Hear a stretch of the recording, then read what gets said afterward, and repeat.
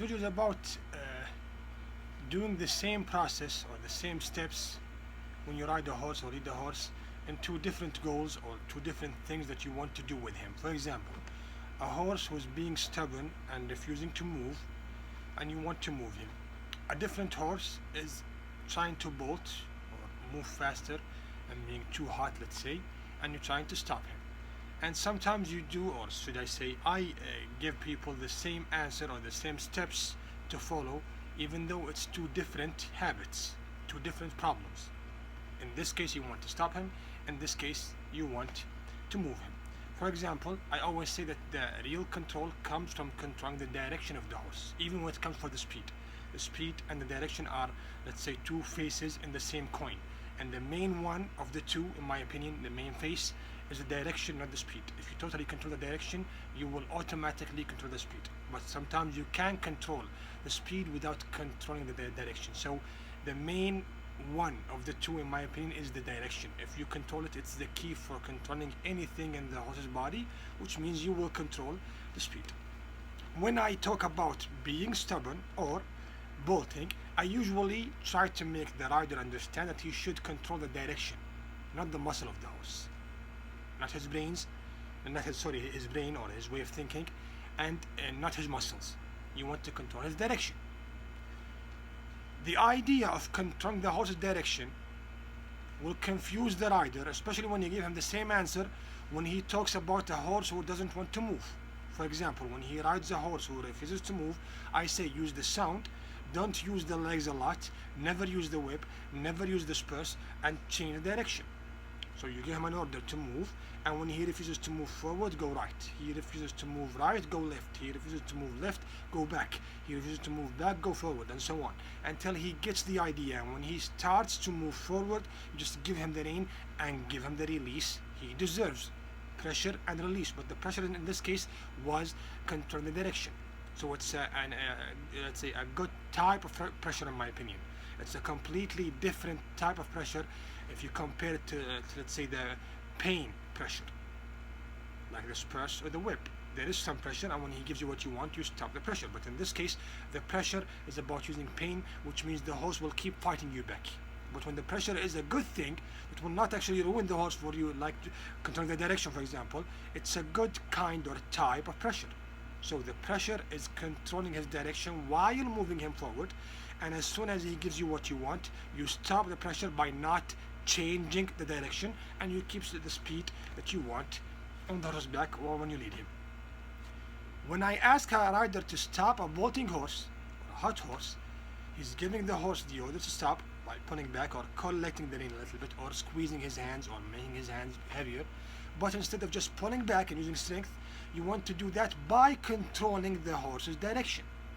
So instead of stopping the horse from canter or gallop or trot to walk or to a full halt or a full stop, you do it usually by pulling back, which is wrong, and the horse will fight you back. I want the rider to do it by changing the direction. You want him to change the neck's direction or the horse's neck direction before, while, and after he pulls him back or squeezes the hand or makes his fists or hands heavier.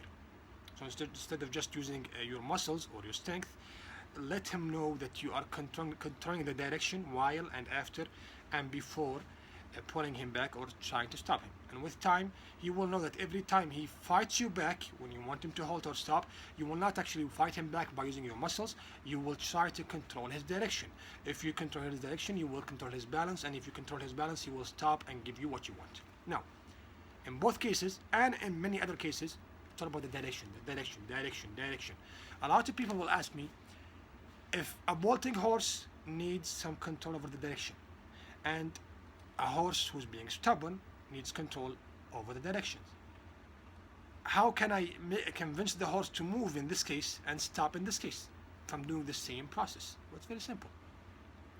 You're not giving him the same order. While stopping him, you are giving him the order of stopping, which is the sound you usually make when you want him to stop, and you're pulling back a little bit or squeezing the hands or collecting the rein. So it's an order of stopping or halting. But while doing it, before doing it, and after doing it, you are trying to control the direction because you want him to know it's not about the muscle, it's about the balance.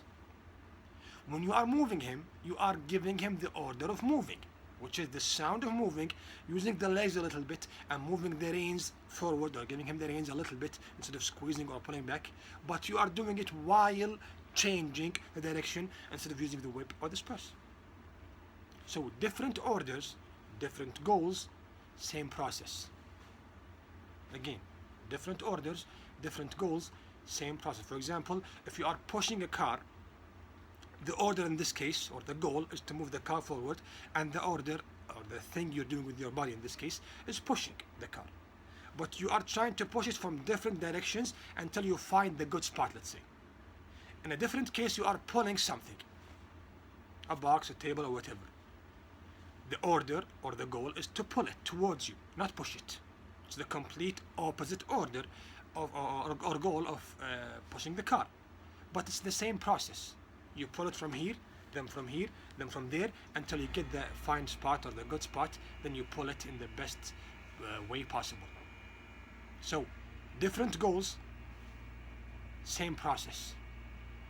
The same goes for rearing up, bucking, and other bad behaviors that horses do because of their bad training or what people did with them in leading or riding. A bad behavior is usually from me or from someone who rode or trained the horse before me, which means I want to convince the horse I'm not doing what they did, and with time he will stop that bad behavior, because it's not because of the horse, it's because of us. So that's simple. But when every single bad behavior you deal with, I give you the same process, some people will be confused. But they are confused because they did not understand the idea. The process is one, the goals are different. Of course, the main goal is one. It's controlling the horse. The main goal you want to do with the horse, any horse, is to control him. But when I say different goals, I mean my goal with this horse is to stop him from running up. My goal with this horse is to stop him from bucking. My goal with this horse is to move him. My goal with this horse is to stop him. The main goal is control, but the smaller goals are completely different. But the process in every single goal, in my opinion, in this case, is the same. It's not the muscle, and in my opinion, it's not even the brain of the horse. It's the balance of the horse. I want him to know that I'm controlling the direction, while before and after giving him the order, regardless of the order, pulling back, moving forward, stopping him from running up or bucking or whatever. I want him to understand before, while, and after doing that, I'm gonna control the direction instead of controlling your muscles. For example, a good example to make you understand exactly what I want you to learn or understand. When you drive a car and you just move faster suddenly, unconsciously you try to control the direction of the car with the wheel, the steering wheel. If you move faster suddenly, you will try to control it because it could actually move by itself and hit something.